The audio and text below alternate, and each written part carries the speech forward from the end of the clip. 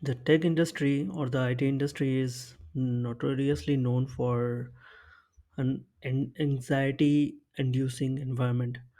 So you get a lot of anxiety at work or you feel anxious. So if you have been lately feeling that more than ever or more than normal, or you if you feel like you've been afraid of deadlines or afraid to talk to your mm team leader, manager, and update him, if you've been feeling like you're running behind schedule or your work hasn't been done good enough, then welcome to these IT industry. So this is something new that I have read, where it says that stress is not given by something that is out of your control. It is given by something on which you can take action but haven't been able to really. Maybe because of your not enough well versed skill set in that domain, which I guess you will have to anyway work on that and acquire with time. Or lately, if you have been procrastinating or if you have been prioritizing your work wrong. So, anyway, so first of all, the burnout is a very common phenomenon here. So I'm not talking about burnout, because if you have a burnout, then there is an absolutely clear solution. You have to talk to your manager and you have to tell him that there are some things that should be taken off your plate.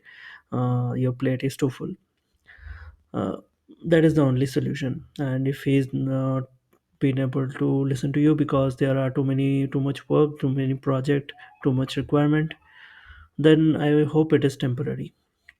Second, if you have someone who is micromanaging you and like asking you, controlling your every little details and asking you to do every little task, and you do not have any ownership feel or you don't have any control, where you feel like after every hour you have to report something, then I feel for you, but I feel for the managers also sometimes, because either they have um, been in such a situation where they're like what's asked from them, or your team leader what's asked from them may be something very important and very urgent, and they may have to do a lot of things.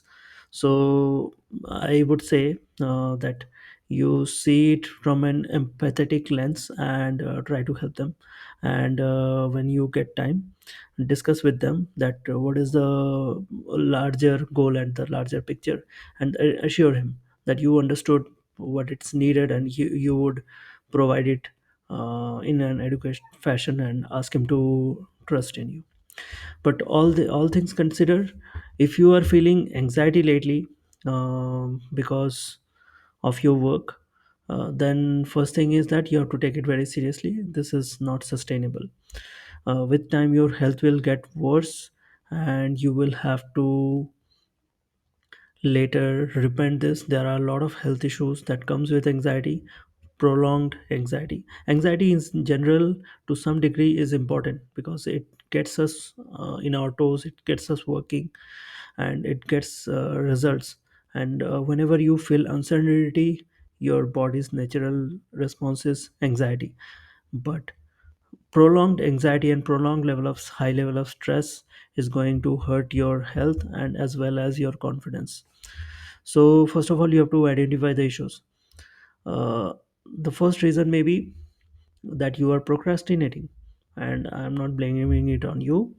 But if you are procrastinating, then you can control it, and then it's better to not sit on work, or to not take the work at a slow pace, and then when the deadlines come, then you hurry up and somehow scramble and put some mediocre work just to provide work in time.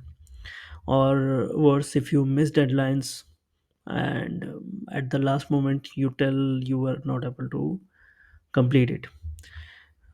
Second, if something is blocking you and if you're not able to move forward, communicate and tell your manager, team leader, or anyone in the team immediate which who is concerned, immediately or after some effort. Like for example, if you have tried for an hour, 2 hours or something, and then immediately tell that this is something challenge that you're facing and you're working on those challenges, so he will have a heads up on this may not be done, this work may not get done, so that in the last minute you're not able to you should not say that you're blocked because of that, because that comes as a negative on you. The second thing is you have to focus on learning and improving your skills, so that with time, your work, your rate of work, or the time, the amount of time that your work is required to complete, or the amount of blockers you have reduces. So with time you should get better. That is very important, so that you will have a belief that okay, so these days you are getting stuck, but with time you will get better. And if you keep working on something, you will eventually get better. So you trust that and you do not take stress on that. Third is fear.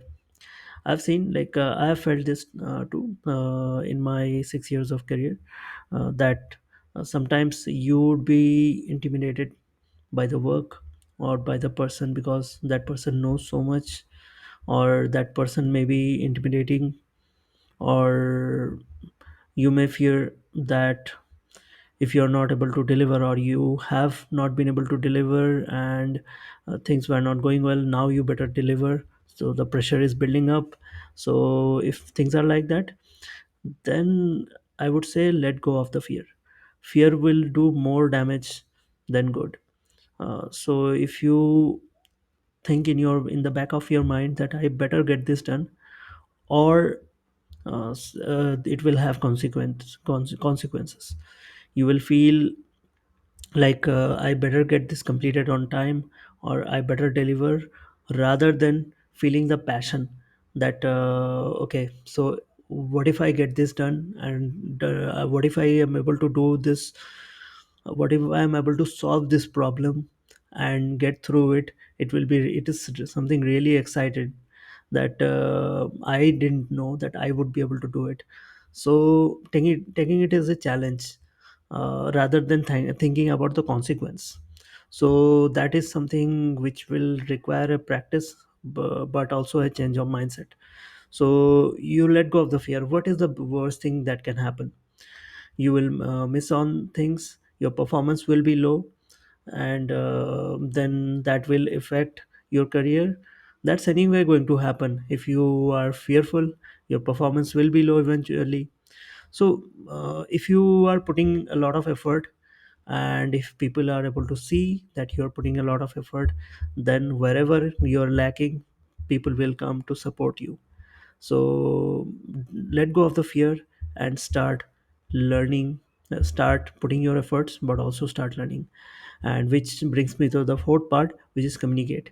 If you have communication on very frequently, then you wouldn't have that much anxiety, because you know that the people who are expecting work from you knows where you are, and are willing to give some more time. And you be honest about it. Never say something is completed or almost completed when it's not. You tell the actual state. That person may be disappointed at that moment, but eventually when things get done, these are small moments. So these are the few points which will actually get your anxiety level really low and make your work really uh, pleasant, the experience of your work really pleasant. And one more thing to add to that is, you need to take things from a very passionate point of view, or from a purpose point of view, that why you want to do something, why is a certain task important, and what is the impact of the task, and you need to start caring about it and start owning it.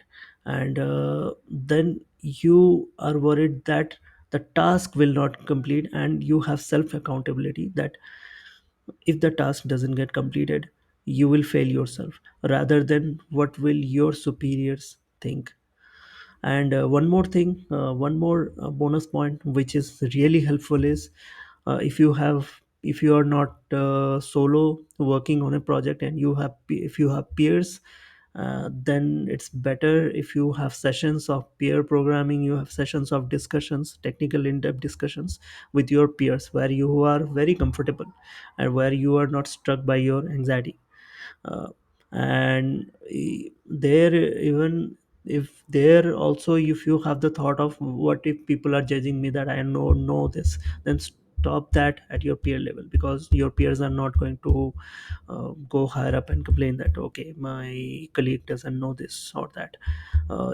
Everyone will accept that you may not know something, so you discuss with your peers. That will make you aware that there are things that they may also not know and you know. And when you guys work together, things are happening, things are moving fast. So teaming up is a really good way to reduce anxiety as well.